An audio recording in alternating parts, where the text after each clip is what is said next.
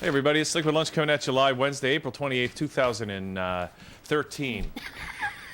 Right, Stella?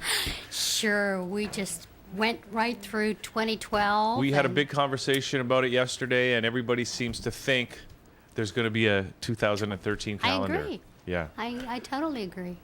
Like I said before, it's what you think your universe will be. Yeah, where'd you get that crazy idea from, Stella? That seems anti-Newtonian. Positive manifestation. Okay. All right, speaking of positive manifestation, what do you got today? Wait, you brought some topics to talk about before we get Yes, into I our show did. today. What do you got? I was reading there? interesting stuff about Facebook etiquette. Okay, you keep yesterday. talking. You keep talking, Stella. I'm just going to adjust the camera a little bit Okay. while you keep talking. A lot of people put, really dumb things on, like, I just had a latte. And no one really gives a damn when you just had a latte. And then there's tagging you with really bad photos. And nobody wants that either. You can lose a lot of friends that way. And then you see sometimes the copy and paste thing where people sometimes have diseases or they know someone who died from cancer and they want you to copy and paste it to your status to acknowledge it. And I thought I'd copy and paste this, and I actually have.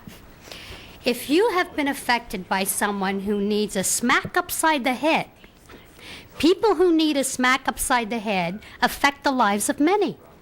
There is still no known cure for someone who deserves a smack upside the head, except a smack upside the head. But we can raise awareness. Yes, we can raise awareness. That is what we're doing right now, Stella. We are raising awareness. Yes, we are. And then I also thought, it would be fun to think of ways, like, how they have women's advice columns, and there was always Ann Landers and whatnot. What about if men wrote advice columns and answers to things? Yeah, it'd probably get to the point a lot quicker. Yeah, and I think they have. There was a question from a lady that she put down, and it was, my husband wants a threesome with my best friend and me. Guess what the answer was? From a man. Yes. I don't know. Obviously, your husband cannot get enough of you. Knowing that there is only one of you can only settle for the next best thing, your best friend. Far from being an issue, this can only bring you closer together. Why not get some of your college roommates involved? Exactly. Now that's a sensitive answer to a delicate question. What do you think? Stella? Then there was another. My husband continually asks me to perform oral sex on him. What do you think the guy said? I don't know, Stella, but he sounds like He sounds like he's on the ball. He's got, yeah. He's got something. What does He he says, do? do it. Semen can help you lose weight and gives a great glow to your skin, which we were just discussing about sex as a beauty treatment. That's correct? right. And Yeah. I agree with him. Okay. So maybe I should pretend I'm a man and write my advice column. Well, it's that kind of sensitivity is very rare, Stella, even in a woman. And he goes on to say, this is how sensitive he really is. He says, his offer to allow you to perform oral sex on him is totally selfless. This shows he loves you. The best thing to do is to thank him by performing it twice a day. This was just too good not to say. Okay. Okay.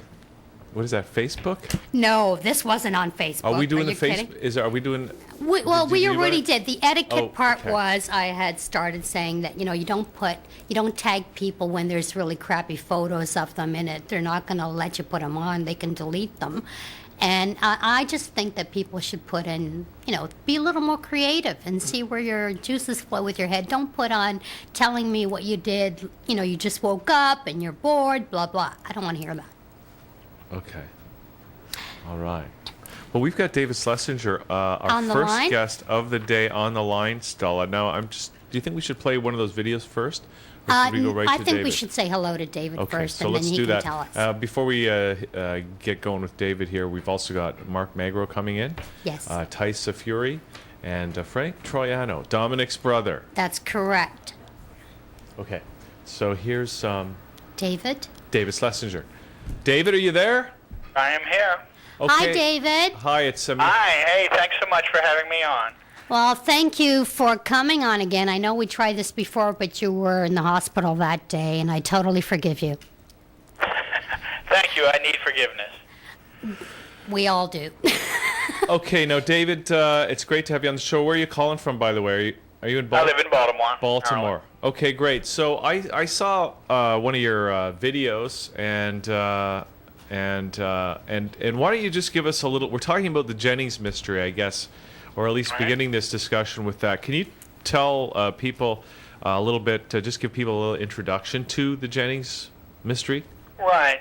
Oh, Barry Jennings, I believe, will be seen as the great whistleblower of 9/11 when we look back in history. He's a New York City official in emergency, and he was in the third tower, Building 7, that morning, with the Corporation Counsel for the City of New York, Michael Hess, who he hadn't met before, and he actually ended up saving Hess's life. He was interviewed that day, and he was interviewed a few weeks later, but then he was interviewed in '07 by the folks who did Loose Change, just during lunch. And he said, among other things, that while he was in the building that morning, he had seen and heard explosions, and that he had felt dead bodies as he was walking out. And these are, of course, contrary to the official story.